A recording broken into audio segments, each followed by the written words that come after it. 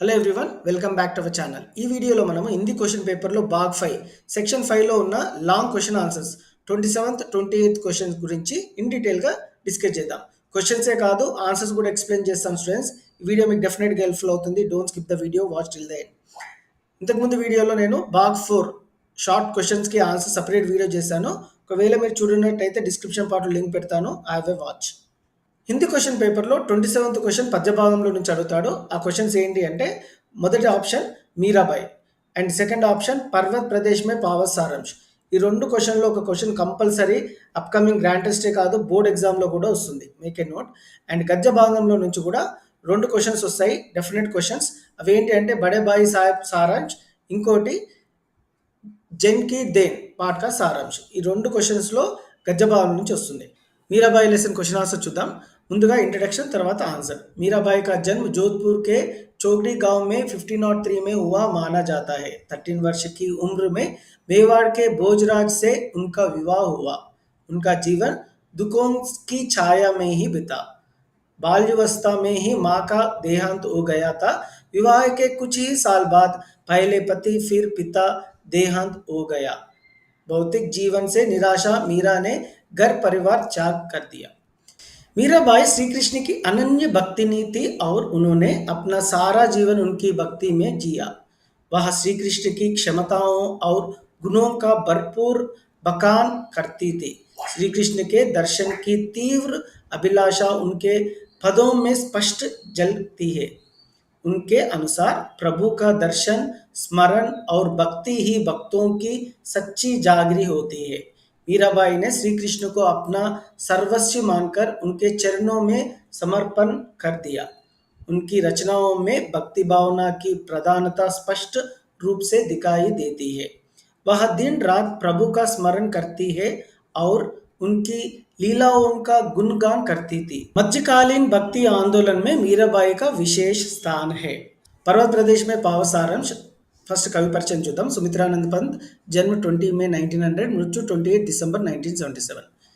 कवि ने प्रकृति का ऐसे वर्णन किया है कि वह सजीव प्रतीत होती है. वर्षा ऋतु में प्रकृति का रूप हर पल बदलता रहता है.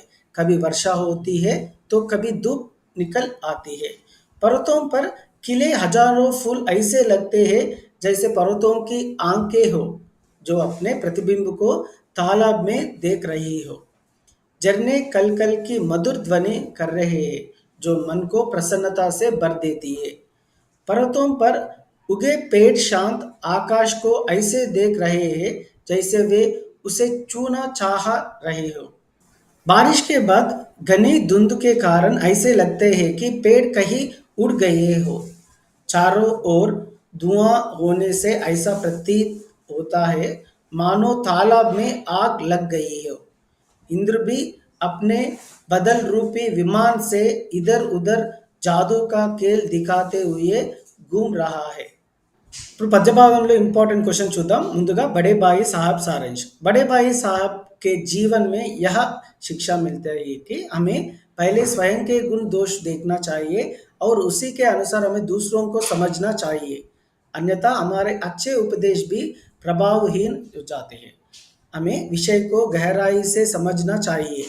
रटा हुआ ज्ञान किसी काम नहीं आता.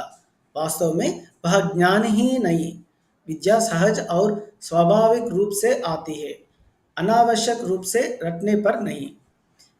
व्यक्तित्व के संपूर्ण विकास के लिए पढ़ाई और खेलकूद दोनों आवश्यक है, क्योंकि स्वस्थ शरीर में ही स्वस्थ मन व मस्तिष्क का वास होता है.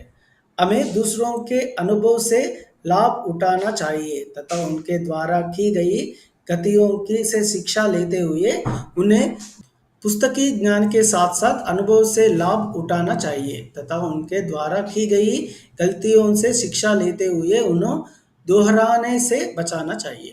पुस्तकीय ज्ञान के साथ साथ अनुभव तथा व्यवहारिक ज्ञान का भी अपना विशेष महत्व है. हमें बड़े का आदर करना चाहिए तथा उनके जीवन से सीख लेनी चाहिए. पढ़ाई को रटने की बजाय उसे समझने की कोशिश करें, अपनी समझ को विकसित करें. खेलकूद पढ़ाई के विरोधी नहीं है, ये पढ़ाई में सहायक हो सकते हैं. यदि हम स्वयं योग्य नहीं है, सफल नहीं है, तो हम किसी को उपदेश देने का अधिकार भी खो बैठते हैं। जिनकी देन पाठ का सारांश अपने शब्दों में लिखिए। जापान में मनोवैज्ञानिक समस्याओं का मुख्य कारण तेज गति का जीवन है। लोग हमेशा व्यस्त रहते हैं और उनके पास आराम करने का समय नहीं है। हर व्यक्ति जीवन में आगे बढ़ना चाहते हैं, जिसका कारण वे लगातार प्रयास करते रहते हैं और तनाव में रहते हैं। जापान में लोग एक दूसरे से ज़्यादा बात नहीं करते हैं, जिससे उन्हें अकेलापन महसूस होता है। अकेलापन महसूस होने पर वे दूसरों से बात करने का बजाय खुद से बातें करते हैं, जिससे उनकी मानसिक स्थिति और बिगाड़ सकती है। जापानी लोग हमेशा अमेरिकियों से प्रतिस्पर्ध करते हैं, जिससे उन पर अधिक दबाव बनाते हैं। जापानियों की बुद्धि बहुत तेज होती है, लेकिन अत्यधिक काम और प्रतिस्पर्ध के कारण उनका मन थक जाता है। जब दिमाग थक जाता है, तो मानसिक तनाव और चिंता बढ़ जाती है, जिससे मनोवैज्ञानिक समस्याएं पैदा होती है।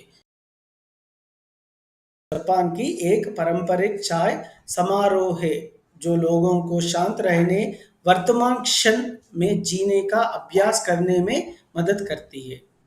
इस समारोह में लोग अतीत और भविष्य की चिंताओं को छोड़कर वर्तमान में जीने पर ध्यान केंद्रित करता है, जिससे उन्हें मानसिक शांति मिलती है। जापानियों को ध्यान और योग जैसी परंपराएं विरासत में मिली है, जो उन्हें मानसिक स्वास्थ्य को बनाए रखने में मदद करती है।